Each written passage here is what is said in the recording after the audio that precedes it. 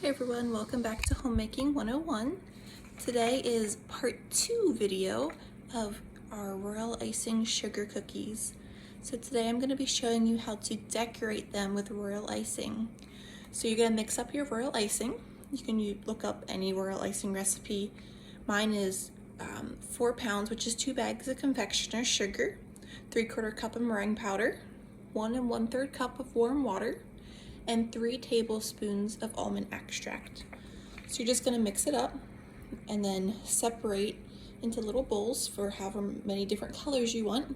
And you're going to use your gel food coloring to make your colors. Once you have your colors, your icing should be a good consistency to pipe. When you flood, you want to add just a tiny bit of water to make it runny. And I'll explain that as we go in the video. Just make sure you don't add too much water or your icing is just going to run right off your cookie. So start with like maybe a half a teaspoon at the most. It doesn't need to be terribly runny. So let's get started.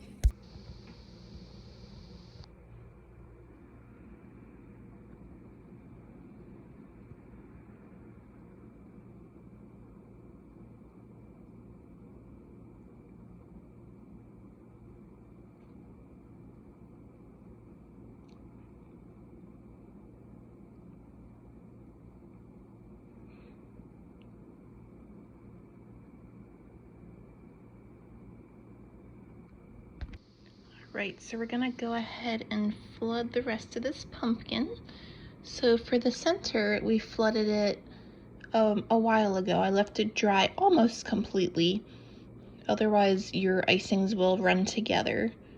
If you want it to have that 3-section look of a pumpkin, wait till your center is dry and then flood your edges.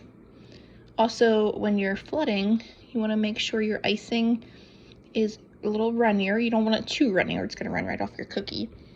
But it is definitely a different consistency than what we used to outline with. Our outline was our original icing that we made. I didn't add anything to that. And then when we flood, I add just a tiny bit of water to thin it out. Some people like to have their outline and their center the same consistency, enough to be able to draw around the edge without it running off, but thin enough to be able to flood as well. It does save some time. I personally do not like to do it that way. I like to make sure my edges are completely firm, and I like my insides to be a little runnier. I think it gives it a smoother look, but you can do whatever you prefer. Depends how much time you have as well, because these cookies do take a long time. So we have to make sure that all of this flooding is dried completely before we can decorate anything on top, or else it's just gonna sink right in. Depending on what decorations you're doing, you want to do it while it's wet, but what we're doing, we want it completely dry.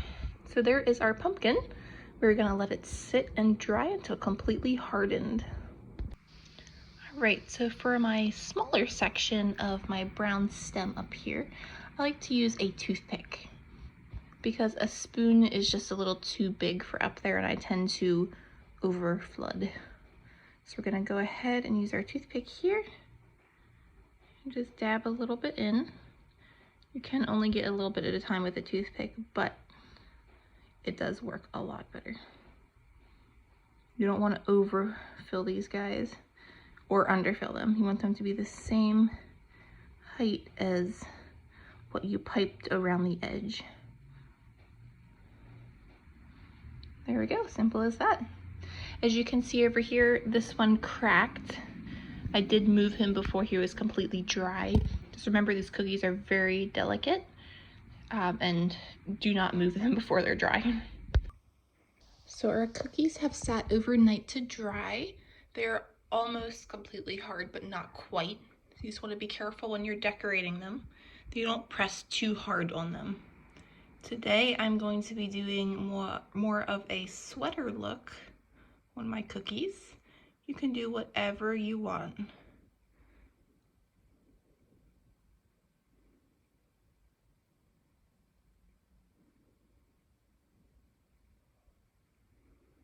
So we're just putting some lines on, and then we're gonna go back and put a sweater look on them. So we went ahead and put all of our lines on our pumpkin. So next we're gonna do our little sweater look. So what we're gonna do is we're gonna put a blob of icing, and then we're gonna pull down. Put a blob of icing and pull down. Almost like you're making a Y shape, or even a heart shape as well. So pull and pull. Now you don't want to put these too close or they're going to run together. As you can see, these are finished. That's about how far away you want to put them. Alright, so we went ahead and finished decorating. Like I said, you can decorate these however you want. This is just the way I did it this time. So as you can see here, here's our leaves. And then our pumpkins. So I'm going to let them sit overnight to dry before I move them or do anything with them at all. I like to let them sit at least 2 days before I stack them or give them away. Please like, share, and subscribe below. Thanks for watching.